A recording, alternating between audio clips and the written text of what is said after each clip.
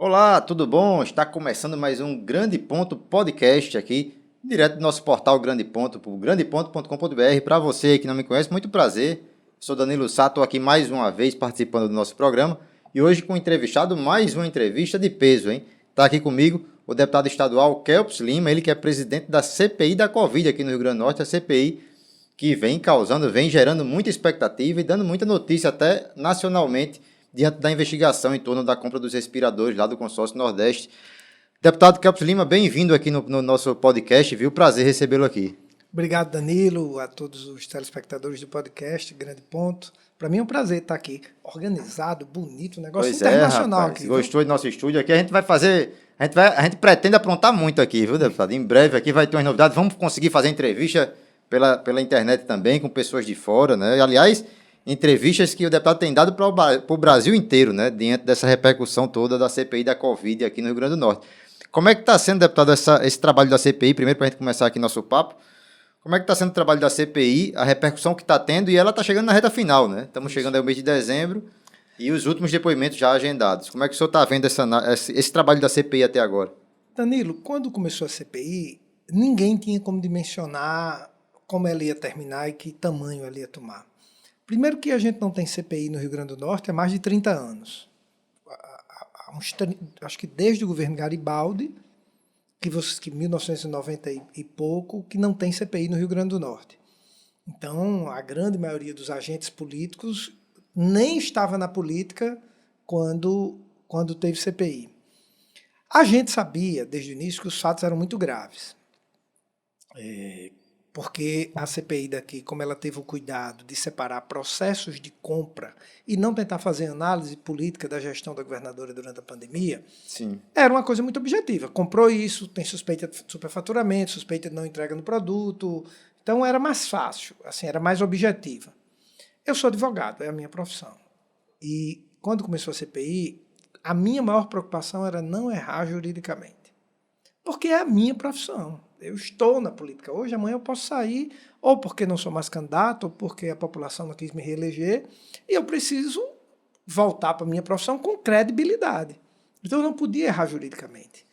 E na hora que me chamaram me convidaram para ser presidente da CPI, eu coloquei algumas coisas que eu não abriria mão. Primeiro, que a gente fizesse uma CPI jurídica, sem escolher um alvo e construir provas para destruir aquele alvo. Não teria um alvo político. O alvo seriam os fatos. E dos fatos, havendo erros, as pessoas iriam emergir. Quem cometesse delito, desvio ou erro administrativo. O segundo é que a gente tivesse coragem de inocentar quem não tivesse culpa, mesmo que fosse um adversário político. E, por fim, não abrir mão de indiciar quem tivesse culpa. Os culpados, né? Independente também de quem fosse, mesmo que no caminho surgisse algum aliado. Porque do grupo de 10 deputados que assinaram a CPI, existe uma convergência, todos fazem oposição à governadora, mas não são aliados entre si. Há divergências políticas, não estão no mesmo palanque esses 10. Então poderia surgir aliados de um dos 10 e querer fazer um arrumado na CPI. Só comigo não vai acontecer. Então a gente fez, a CPI foi ganhando volume. Como a gente fez um trabalho muito técnico e teve muito cuidado na coleta de dados e no não vazamento de dados, a CPI começou a ganhar credibilidade no mundo jurídico. E qual a importância disso? A gente conseguiu mais compartilhamentos de dados do que a CPI do Senado, com o Judiciário e o Ministério Público. Por quê? Porque o Judiciário olhava para lá e dizia, lá não está vazando o documento. Lá a lei de abuso de autoridade está funcionando. Eles não estão constrangendo testemunhas, não estão constrangendo pessoas investigadas. Isso o mundo jurídico olha, pede informações. Então facilitou e a gente pegou muito documento sigiloso, muitas investigações, que inclusive a gente sabe que não serão concluídas na CPI, mas que terão repercussão grande depois. Entramos na reta final, essa semana é a última semana de depoimentos, e dia 16 de dezembro a gente apresenta a versão final do relatório, votada com alterações, e apresenta os indiciados para a sociedade. A CPI da Covid está gerando muita repercussão, deputado. Inclusive, algumas críticas também, né, a repercussão positiva e a repercussão negativa, né? Como é que você tem visto a reação, por exemplo, do pessoal do governo, da base governista, dos deputados que defendem a governadora Fátima Bezerra, que consideram que o deputado Kelps Lima está ali se beneficiando porque está como presidente da comissão, está presidente da CPI. É politicagem, né? Eles usam muito esse termo, é politicagem, é eleitoreiro e não tem motivo para ter CPI, também foi dito isso durante esse período, já que os órgãos que fiscalizam aí teriam atestado que não teria nenhuma irregularidade. Como é que o senhor vê essas críticas que foram direcionadas, principalmente a figura do senhor, que virou presidente e virou o rosto da CPI aqui no Rio Grande do Norte? Isso não me preocupa, porque é só retórica política. Eu me preocupava se dissesse, olha, tal pessoa é culpada e Kelps está acobertando. Essa crítica não saiu. Tal pessoa é inocente, está aqui as provas e Kelps está acusando. Essa crítica não saiu. Kelps está vazando documentos. Por exemplo, acesso à mídia eu teria muito maior se eu vazasse documentos.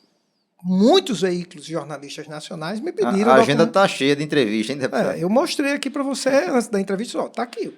Se eu liberasse alguns documentos sigilosos, eu sairia na imprensa nacional 10 vezes mais do que eu já saí. Então, esse tipo de crítica, ela não resiste a nenhuma contra-argumentação. A gente não está acusando ninguém inocente. Todos os investigados merecem ser investigados. Não é verdade que os órgãos de controle absorveram a governadora. Isso não é eu dizer. A Controladoria Geral da União, que é um órgão de controle, junto com a Polícia Federal, fez uma operação na Secretaria de Saúde e afastou a secretária de Junta de Saúde e a chefe do Departamento de Compras.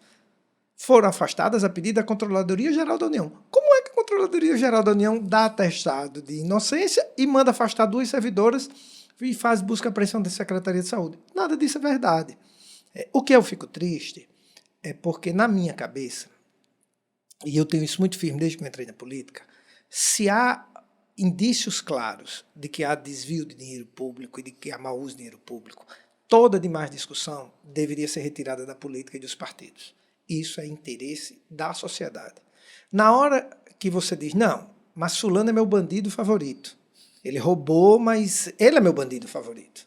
Aí a coisa complica. Eu não tenho um bandido favorito. Quem tem fica com esse tipo de argumento. Pois é, né? É complicado fazer esse tipo de argumento.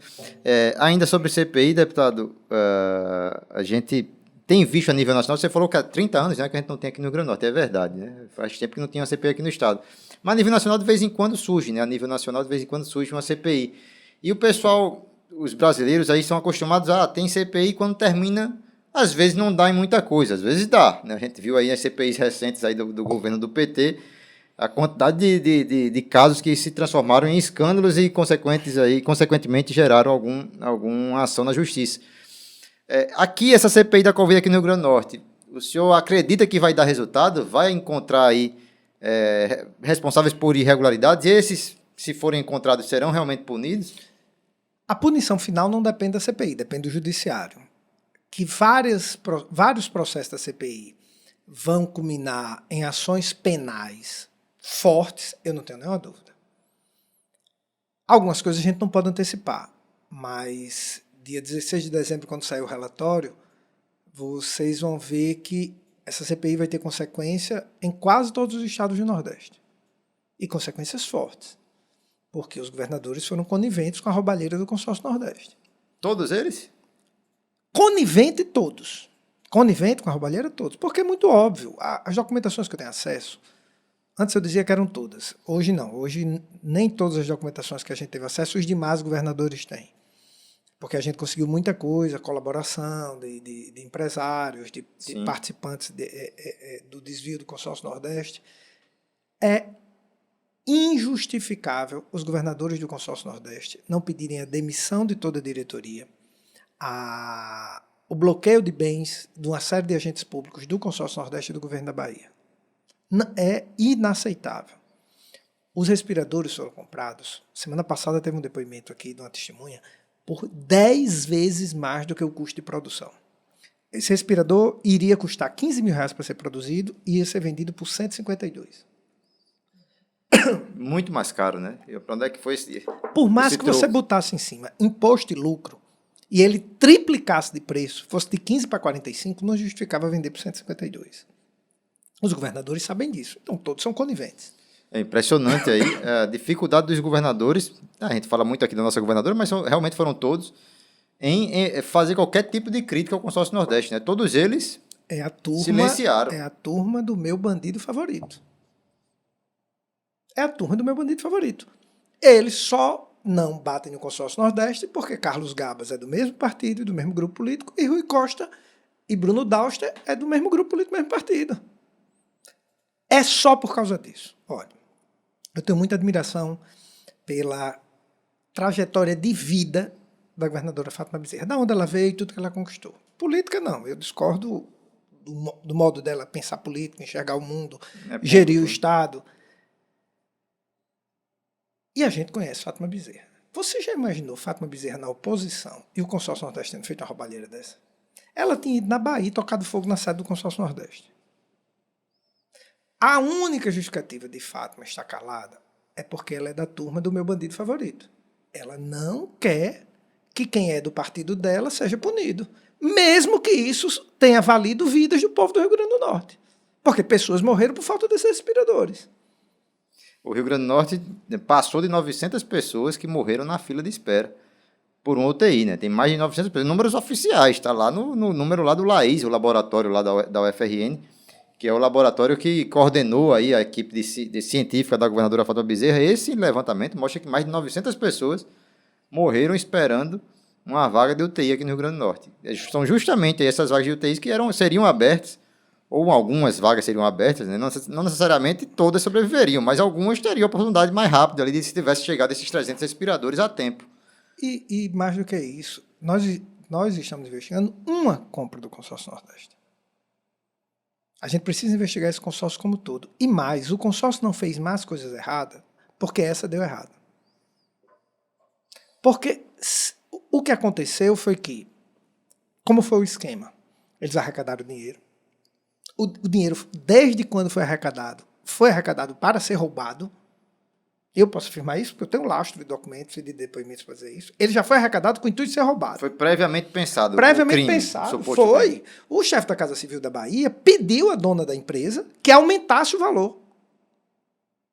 Incrível. Ele pediu para aumentar o valor. O primeiro comprador que chega para um vendedor e diz, não, pode pedir mais caro. Pediu para aumentar. Então já sabia que ia ser roubado.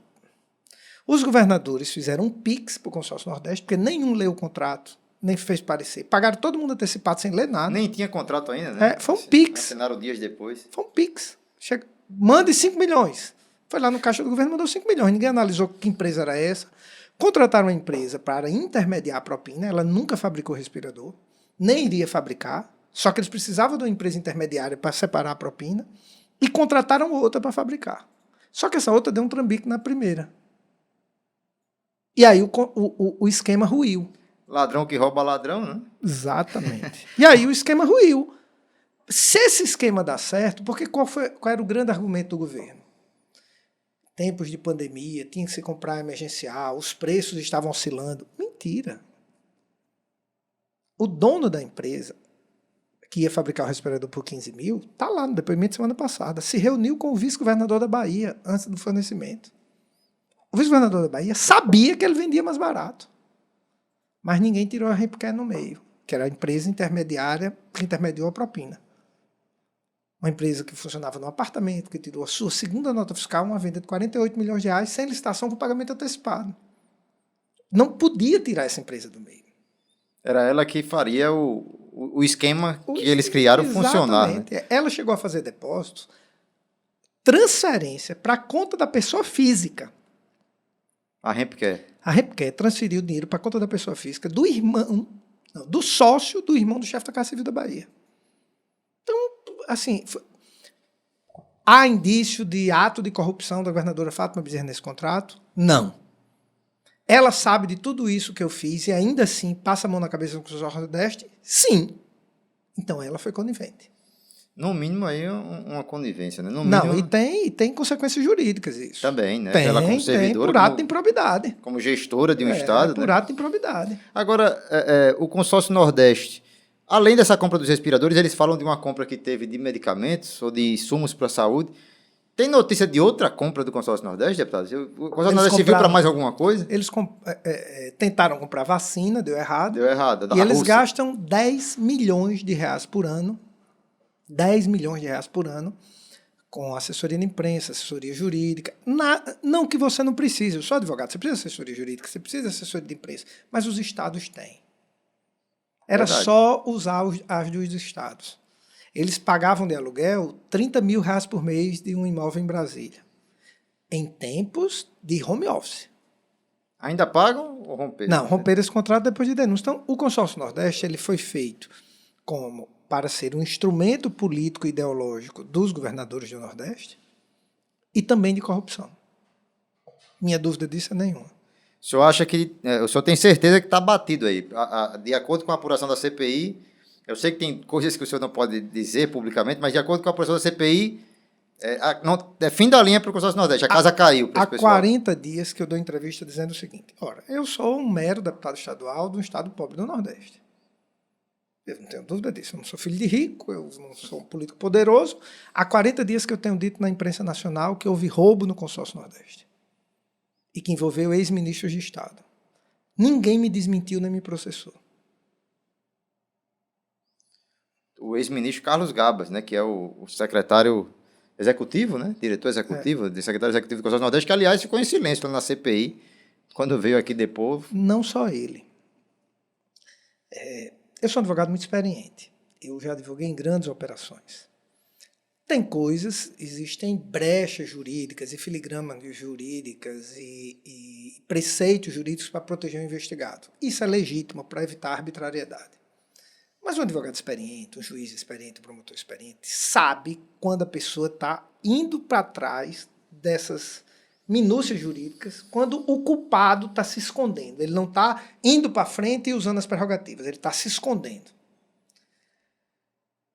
Nenhum servidor do Consórcio Nordeste depois na CPI falou. Nem as testemunhas. Um servidor que era testemunha, que veio lá tirar dúvidas, não, eu vou ficar calado. Tá na cara que houve um esquemão e estava todo mundo junto. Como é que um servidor... Vou dar um exemplo inverso. Nós temos vários servidores, vários não, mas tem alguns servidores investigados na Secretaria Estadual de Saúde. É realmente uma minoria, 90% é testemunha. Todos prestaram depoimento.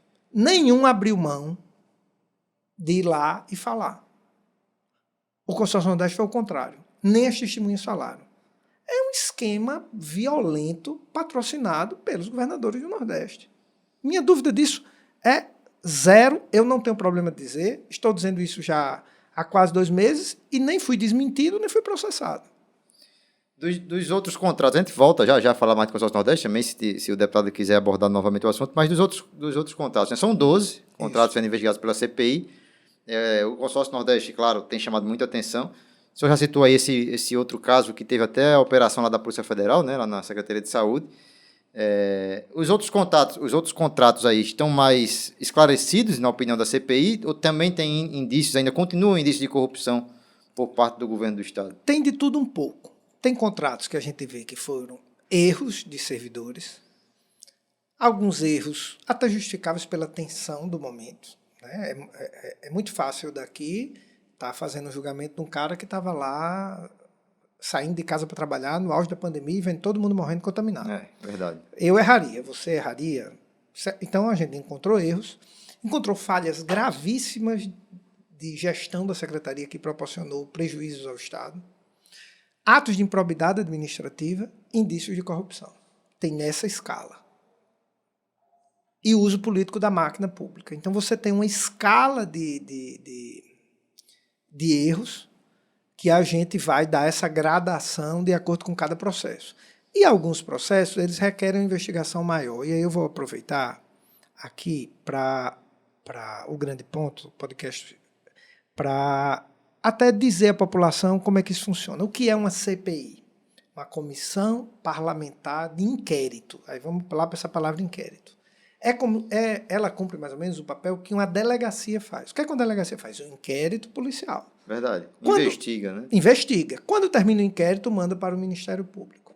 Ela indicia, e aí essa palavra é muito importante, indiciar, e manda para o Ministério Público. O Ministério Público aprofunda a investigação e denuncia. E o juiz condena ou absolve. O que é que você precisa para indiciar uma pessoa? Indícios. Indícios. Então, alguns dessas investigações, desses processos, a gente ainda não tem, nem precisa ter prova cabal. A CPI ela tem mais elementos de investigação do que um delegado. O presidente da CPI, os deputados têm mais. Ele pode quebrar sigilo direto, o delegado não pode, ele tem que pedir ao juiz. E a gente tem mais elementos. Mas isso ainda vai para o Ministério Público e para o Judiciário. Então, indícios de corrupção e de improbidade tem muitos. E nós vamos indiciar todas as pessoas. É fundamental que o Ministério Público aprofunde algumas investigações. Tem um grupo de deputados que está articulando a assinatura para abrir uma CPI na Bahia. E eu estou ajudando eles. E eu disse, olha, uma CPI pegar do jeito, no ponto que nós estamos e continuar os trabalhos, seria espetacular. Porque eu precisaria ainda de mais uns 5 meses para concluir as investigações. Concluir, já para ter praticamente prova para o juiz condenar. Então, o trabalho ele tem que dar seguimento. Ele tem que ser dado seguimento. A gente já pode chegar à conclusão, deputado, que nesses indiciamentos aí vão estar a governadora Fátima Bezerra e o secretário Cipriano Maia? Vamos aguardar dia 16. Pergunto, já até antecipei aqui, porque a gente está fazendo aqui o programa e daqui a alguns dias já é o depoimento do secretário Cipriano Maia, né? O aguardado depoimento dele lá na CPI, nessa reta final. Como é que ele vai ser recebido lá na CPI e qual a expectativa do que pode vir no depoimento dele aí? A gente espera que ele traga elementos, inclusive para nos ajudar. Como o nosso objetivo é não só punir, mas também criar um ambiente melhor de contratação por parte do governo, é importante que ele nos diga alguma coisa, porque a CPI também vai apresentar uma série de sugestões, inclusive de projetos de lei, para melhorar o funcionamento da Secretaria de Saúde e evitar desperdício e corrupção. Ele vem como investigado, ele pode ficar calado ou ele pode trazer a visão dele do processo como um todo. Por que ele ficou por último? Porque ele participou de todos os processos. Então, a gente precisava juntar uma série de elementos para fazer. Agora, independente do depoimento dele, que é uma oportunidade para ele se defender, nós já temos elementos muito fortes na CPI que independem do depoimento dele. A bem da verdade, o depoimento dele serve mais para ele do que para a CPI. É interessante essa sua análise, deputado, porque o secretário Cipriano Maia, até então, ele tem falado muito pouco, né? Inclusive, teve a operação lá na Secretaria de Saúde e ele quase não deu declarações, deu uma declaração ou outra naquele período. Quem foi para a imprensa defender o governo foi até o procurador, né? O procurador, se não me engano, foi o procurador que foi dar entrevista. E o secretário sumiu naquele período. E, aliás, continua falando muito pouco quando há problemas nesse nível aí, que envolva o contrato, que envolva suspeitas em torno dele. Você acha que ele vai falar na CPI ou vai ficar calado igual o pessoal do Consórcio Nordeste? Eu espero que ele fale. Ele é secretário de Saúde do Estado, é um cargo muito importante, um cargo honroso e um cargo fundamental para o cotidiano das pessoas. Qualquer pesquisa que você fizer na rua hoje, o principal problema do Estado é saúde. Prestar contas é uma obrigação básica que ele tem. Eu acho que se o secretário amanhã não depor, ele deve sair da CPI. Se ele não depor nessa quarta-feira, ele deve sair da CPI direto para a governadoria e entregar a carta de demissão. Afinal de contas, né, ele é servidor também do Estado e deve esclarecimentos ao povo potiguar, né? Se ele não depor, é pedir demissão. Eu já acho que ele já devia ter pedido demissão por questões administrativas. Não tenho nada pessoal como secretário, tem uma carreira acadêmica brilhante, mas ele não tem nenhuma condição técnica de ser secretário estadual de saúde. Nenhuma condição técnica. A Secretaria de Saúde nunca, na história do Rio Grande do Norte, recebeu tanto dinheiro na saúde. E você tem um caos. 12 crianças morrendo em seguida em UTI neonatal. Um homem filmando instantes da sua morte. Hoje eu vi uma foto de uma pessoa sendo atendida no chão do Alfredo Gugel. Isso é inaceitável depois do volume de recursos que foi investido na saúde do Rio Grande do Norte. Eu já acho que ele não tem condições técnicas de ficar na saúde. As questões políticas, éticas, morais, a gente vai saber agora depois da CPI. Deputado Kelps Lima, mudando rapidinho aqui de assunto, mas ainda falando mais um pouquinho de política, o Partido Solidariedade até anunciou a pré-candidatura do Breno Queiroga, né, governador do Estado, recentemente. Eu ia pedir você fazer uma análise rápida aí do governo Fátima Bezerra e por que, dentro dessa análise da realidade do governo Fátima Bezerra, por que apresentar a candidatura de Breno Queiroga aí ao governo do Estado? Porque até agora nenhum candidato a governador disse assim, em qualquer circunstância, eu quero que o governo de Fátima saia e entre um governo novo. Só Breno está dizendo isso. Só Breno. Vamos lá. Benes Leocádio. Pessoa, figura humana sensacional. A deputada do partido de Benes na Assembleia apoia Fátima. Os 3 deputados de Solidariedade são da oposição. Carlos Eduardo dá entrevista, que seria um grande nome para ser candidato à oposição. Eu quero ser ou senador de Fátima ou candidato à oposição. Oposição a Fátima. Entendeu? Qual é o único partido político que faz oposição? Porque discorda ideologicamente de Fátima, do jeito que Fátima faz gestão? A gente. Então, se a gente não se posicionar, vai parecer que a gente está nessas negociatas, essas conversas mole por debaixo do pano, que a população tem ódio na política. A gente está fora disso. A gente apresentou o nome de Breno como alternativa. A gente pode sim se aliar a outros nomes, não tem problema nenhum. O que a gente não topa é se aliar com o grupo da governadora Fátima Bezerra. Nada pessoal, mas é porque a gestão dela é uma tragédia para o Rio Grande do Norte. O senhor é pré-candidato a deputado federal, né? Isso. Está confirmada essa candidatura. Como é que tem sido, deputado, esse destaque todo que você tem tido na imprensa nacional e diante dessa construção de uma pré-candidatura a um novo cargo, né? A primeira vez que você vai disputar o cargo de deputado federal depois de 3 mandatos, não é isso? 3 mandatos. Na Assembleia.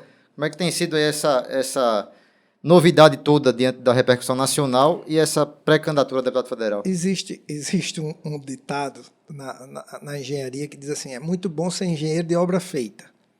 Quando começou a CPI, o que eu mais ouvia era, não se meta nisso não, que você só vai ter desgaste nessa CPI. Faz parte, né? Não se meta nisso, porque a máquina do governo vai lhe triturar, a imprensa ligada ao governo vai lhe triturar, e você vai apanhar dos militantes do governo na rede social. Eu disse, olha, mas eu sou advogado, eu gosto de ser parlamentar, assim, eu presidi as comissões mais importantes da Assembleia, eu aprovei alguns dos projetos de lei mais importantes dos últimos 20 anos no Rio Grande do Norte. Ser presidente da CPI era uma experiência que eu, como advogado, como político, não podia abrir mão de viver isso. E, claro, eu sabia que eu ia fazer de forma séria. Me foi surpresa essa repercussão tão positiva. Se eu disser a você que eu tinha essa avaliação anterior, eu não tinha. Eu sabia que tinha condições, pelo meu preparo, eu estudo muito, quem me conhece sabe disso, de conduzir bem. Achava que a CPI não ia ter essa repercussão toda porque o governo ia abafar. Mas o escândalo de corrupção foi tão forte que nem o governo conseguiu segurar. Eu lembro e aqui é legítimo, não vai nem uma crítica, de donos de blog, que também são assessores de deputados da base do governo, dizendo a CPI morna, a CPI da Covid morna, não tem destaque nenhum. E eu, por exemplo, sabia que naquele instante a gente não estava querendo fazer barulho de propósito, porque nós precisávamos pegar os documentos sigilosos e, para isso, a gente não podia, tinha que ficar calado e fazer o trabalho silencioso. Então, essa avaliação depois, agora, a repercussão foi muito grande, ajuda, porque notoriedade, ser mais conhecido, ajuda na construção da carreira política, mas para botar voto na urna tem que ter grupo político, tem que conhecer o Rio Grande do Norte, tem que construir partido, tem que ter uma agenda, tem que ter propostas para as cidades. Eu não tenho ilusão. Depois do Carnaval, ninguém fala mais em CPI. E o que garante nosso projeto político é a nossa construção cotidiana. Tem um grande amigo meu que você conhece, o Washington Rodrigues. Grande Washington. A gente foi tomar café um dia desse e tinha um prédio e alguém estava soltando uma pipa e a pipa estava acima do prédio. E a gente tinha recebido uma pesquisa em que eu estou, faz uns 20 dias, em primeiro lugar em Natal para deputado federal. É bom sinal. E aí eu comentei, eu disse, Washington, que legal, está repercutindo bem aqui a CPI, a opinião pública. Ele disse, Kelps, voto em opinião pública. Está vendo aquela pipa ali? É igual aquela pipa, é igual o vento. Acabou o vento, a pipa cai. Desce. Voto político, está vendo o prédio, que é mais baixo do que a pipa. O vento derruba a pipa, mas não derruba o prédio. A gente constrói um projeto político com propostas, construção de grupo político, trabalho cotidiano. É como o prédio, precisa do pedreiro, do servente, do mestre de obra, do engenheiro, do arquiteto, do eletricista. Então, nós confiamos no nosso projeto político, na nossa pré-candidatura para deputado federal, e eu estou muito confiante nisso, por causa das nossas ações e dos tijolinhos que a gente coloca todo dia. É claro que é bom quando repercute bem, quando você está bem na opinião pública, mas eu já tive picos de popularidade e isso nunca me iludiu e eu nunca deixei de botar meus tijolinhos por conta disso, não. Agora, esse assunto, tema consórcio Nordeste, essa polêmica toda, que muito provavelmente vai se arrastar aí para 2022. Você pretende levar isso aí para a campanha também, deputado? Pergunto porque, por exemplo, eu até perguntei isso, tive a oportunidade de perguntar isso a Breno Queiroga, que é o candidato do Solidariedade. Ele foi bem enfático, né? Que por ele se ele for eleito governador, o Estado sai do consórcio Nordeste. E acredito que esse vai ser um tema que vai ser muito batido na campanha do ano que vem. E o senhor, como presidente da CPI, de certa forma, vai estar envolvido. Quem tem mandato tem que mais prestar contas em eleição do que fazer promessas. Eu preciso prestar contas do que eu fiz. Dos projetos. Eu sou autor da lei de ficha limpa para cargo comissionado do Rio Grande do Norte. Eu sou autor da lei do nepotismo, que proíbe político contratar parente pelo governo do Estado. Eu estou presidente da CPI da Covid. Eu sou autor da emenda constitucional que acabou com marcas e slogans de governo, que estabeleceu critérios técnicos para cargo comissionado. Então, eu tenho que prestar contas. A CPI é algo que a gente vai levar, claro, para a campanha como prestação de contas de tudo que a gente fez. E como, obviamente, é o tema mais recente, e nós brasileiros costumamos ter memória curta, com Verdade. certeza esse será o principal tema.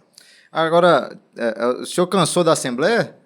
Só esses 3 anos já foram suficientes? Por que houve essa mudança aí de objetivos aí? Não mais ser deputado estadual, que teoricamente, a gente não é porque eu estou na... O senhor teria uma reeleição aparentemente muito tranquila para deputado estadual. Por que, de repente, deixar de ser para ser deputado federal? Cansou do mandato? Vamos lá. Eu abandonei uma carreira jurídica de advogado muito vitoriosa, onde eu ganhava mais dinheiro do que eu ganho hoje. Acredito. Porque o meu sonho é mudar o Rio Grande do Norte. Não será um mandato meu que vai mudar o Rio Grande do Norte. Então, a gente precisa construir um grupo e um ambiente político. Nós fundamos o Solidariedade em 2013. Quando começou era o partido de Kelps. Hoje nós temos a segunda maior bancada da Assembleia. Nós somos o 3º partido mais votado para deputado federal em 2018. A gente administra a segunda maior cidade do estado. Tem vereadores aí em Todas Natal, em Fundamos a várias Escola de Jovens Líderes, que coloca jovens na política. Inclusive, de onde saiu o prefeito. O prefeito. Alisson. Mais de 30 mandatos de vereadores no Rio Grande do Norte são de alunos da Escola de Jovens Líderes. Eu sou um dos mais velhos, eu tenho 49 anos. Eu sou um dos mandatários mais velhos, se eu não for o mais velho do partido. Eu preciso desobstruir para outra turma entrar. Eu tenho que sair para outra turma entrar. E eu, ao contrário da lógica da política do Estado, não vou botar um parente no meu lugar. Se eu digo isso dentro do partido e não tem nenhum problema, eu vou tentar ajudar alunos da Escola de Jovens Líderes a irem para o meu lugar. De preferência uma menina. Meu sonho é que uma menina da Escola de Jovens Líderes entre no meu lugar. E nós temos meninas fantásticas na Escola de Jovens Líderes. Bárbara de Cataúba dos Dantas, Eduarda Tangará, Maiara de Santa Cruz, meninas anônimas, como o Alisson era um anônimo. Em 2018 ganhou a vaga. E virou deputado. Virou deputado. Como eu já cumpri a cota de menino com o Alisson, vamos cumprir a cota de menina. Então, eu estou saindo para desobstruir. E o partido avaliou, e avaliou corretamente, que ou a gente colocava os grandes nomes do partido para a chapa de federal, ou a gente não elegia um federal. Então, eu, Laurence, Salesmar, Zé Pedro, Gari, Nilda de Parnamirim, a gente formou um timaço e a gente vai tentar eleger 2 deputados federais. E para a Assembleia, como é que estão os planos aí de solidariedade? A Assembleia tem lá ainda a deputada Liabe e a deputada Cristiane Dantas, né, além do mandato do senhor. A gente hoje elege muito bem 3 deputados estaduais. Inclusive, a gente fez esse final de semana uma revisão na chapa. Nós estamos trazendo pessoas novas para o partido, nenhuma delas com mandato. Gente jovem, né? Eu tive 3 conversas com 3 jovens esse final de semana, 3 meninos, né? Eu volto a dizer, eu estou doido para trazer. E eles 3, se vierem, só com a presença deles 3, a gente faz a 4ª vaga. Um é do Mato Grande, o outro é de Natal, o outro é do Alto Oeste. Porque a gente também tem uma lógica, como a gente quer mudar o Rio Grande do Norte, o slogan da Escola de Jovens Líderes, quando a gente fundou em 2017, era: procure-se governador e senador para 2030. Era o nosso slogan. Ainda está no prazo. Né? Está no prazo. Eu acho que a gente elege antes, mas está no prazo. A gente tem uma estratégia de ocupação geográfica do Rio Grande do Norte. Então, Eu vou para deputado federal, vem essa turma nova para deputado estadual, a gente elege no mínimo 3 deputados estaduais, mas eu acredito muito que a mudança de regra nos favoreceu muito, e aí eu acho que a gente elege a 4ª vaga. Agora os partidos vão ter que construir sua própria nominata, né? Cada partido vai ter que apresentar seus candidatos e disputar a eleição. Vai ser interessante essa eleição do ano que vem. Nessa disputa de cargos proporcionais vai ser bem diferente. Se os partidos se dividirem, os atuais presidentes de partido, cada um tentar montar sua chapa, se eles não se juntarem num partido só para fazer um chapão, o Solidariedade será o partido mais votado do Rio Grande do Norte. Acredito. E muito provavelmente muita gente vai ficar sem, dos que estão hoje detentores de mandato, né? Vão ficar sem mandato. Se eles não se juntarem, a gente vai ter mais voto, inclusive, que o PT. Eu tô fazendo essa aposta. É uma aposta ousada, viu? Na eleição passada, a gente já teve mais voto para deputado estadual do que o PT. Não tivemos para federal, mas eu não estava na chapa. Laurence não era do tamanho que é. A gente não tinha uma Nilda. Nós não tínhamos o prefeito de Mossoró. Nós não tínhamos 3 deputados estaduais. A gente briga com... Hoje, quando eu vejo as pessoas dizendo o PT vai eleger 2, então nós também vamos. Pois é.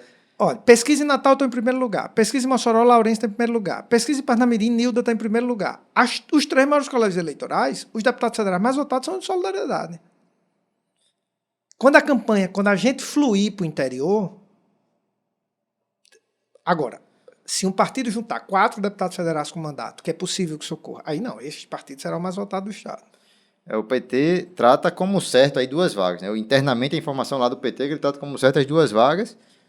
A bolsa de apostas aí é Bonavides, a deputada Natália Bonavides e o ex-deputado, atual secretário, Fernando Mineiro.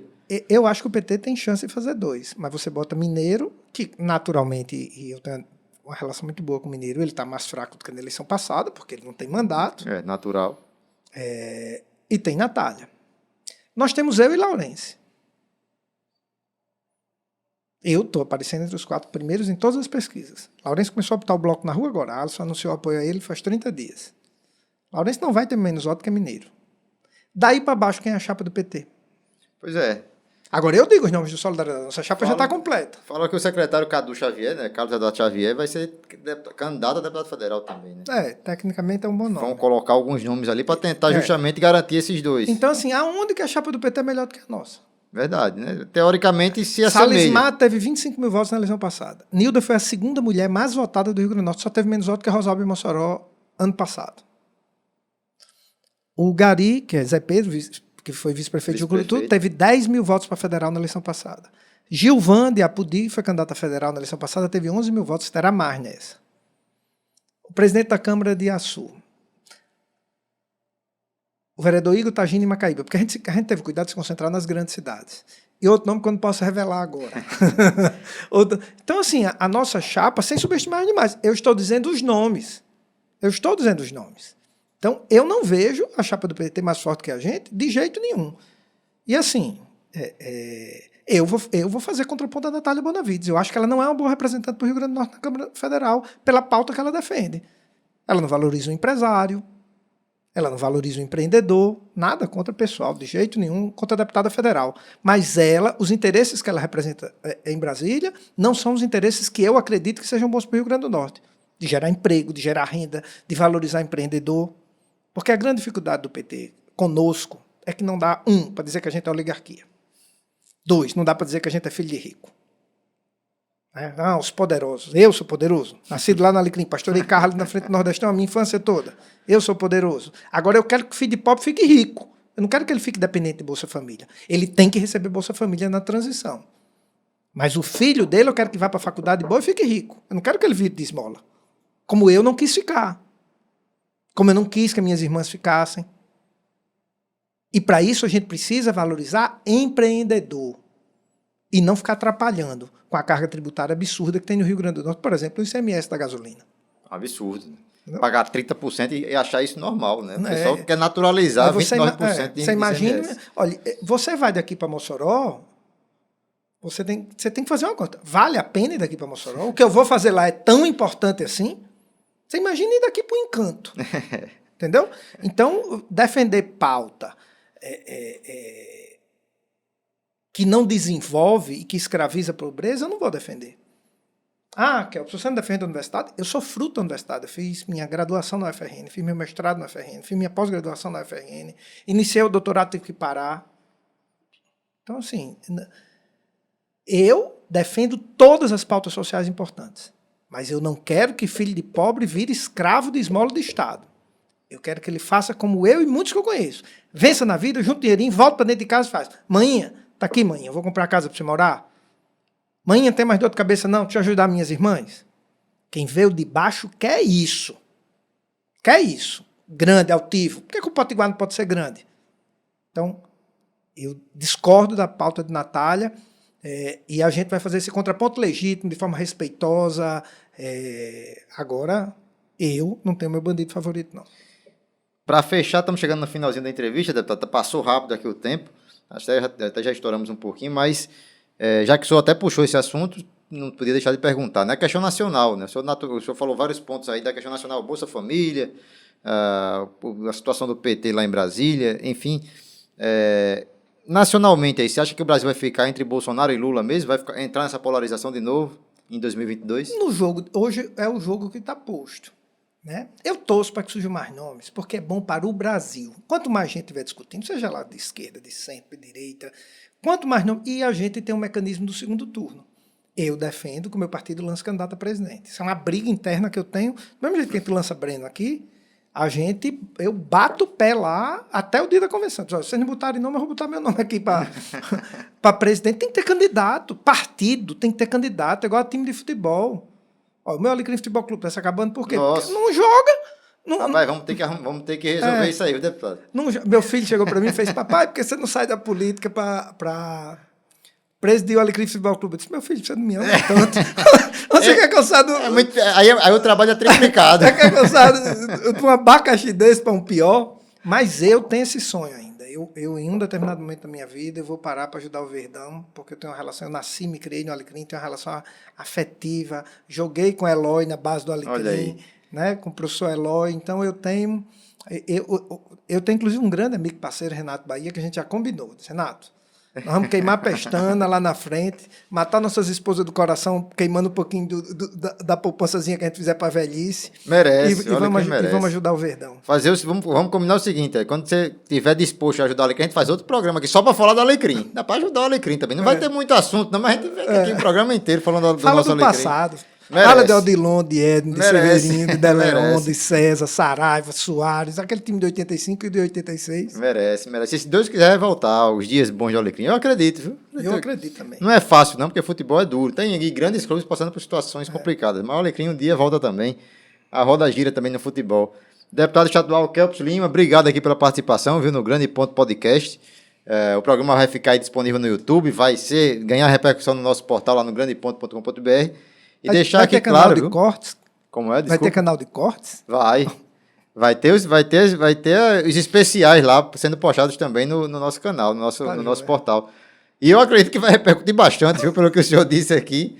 Vem bomba por aí. E dizer que o espaço aqui está sempre à disposição, viu? Obrigado, Conte com a gente demais. Aqui em qualquer novidade. Tá lindo aqui o podcast, não deve nada para os podcasts nacionais. Lindo, organizado, equipamentos de primeira, muito bom. Poxa, como é legal a gente estar aqui em Natal. É isso que eu digo. O Potiguar, ele foi criado para ter mentalidade de que não, a gente não pode ser grande, a gente não pode estar entre os melhores do Brasil, a gente não pode estar... Eu lembro de Magnólia Figueiredo, minha querida amiga. Magnólia Figueiredo. Ela disse, eu nunca tive medo de ir para a competição. Esse aqui é um podcast que cabe em qualquer canto no Brasil. Você é um jornalista mais do que competente, gente boa. Estrutura, bem feita, organizado, bonito, parabéns demais. Magnólia Figueiredo, que vai vir aqui também, embora eu não tenha feito ainda o convite a ela, mas já antecipo que ela está na nossa previsão aqui, afinal de contas é uma grande figura aqui da nossa sociedade, né? Merece demais estar aqui. Mais uma vez, obrigado, viu? Foi um prazer. Eu que agradeço. Agradecer a todos vocês aí que nos assistiram. Lembrar, hein, gente, quem puder aí, já aproveita, já segue aí o nosso canal no YouTube, ativa também o sininho para ser avisado sempre que tiver algum programa novo no ar e acessa lá o grandeponto.com.br. Em breve tem mais aqui, Grande Ponto Podcast para você. Até a próxima.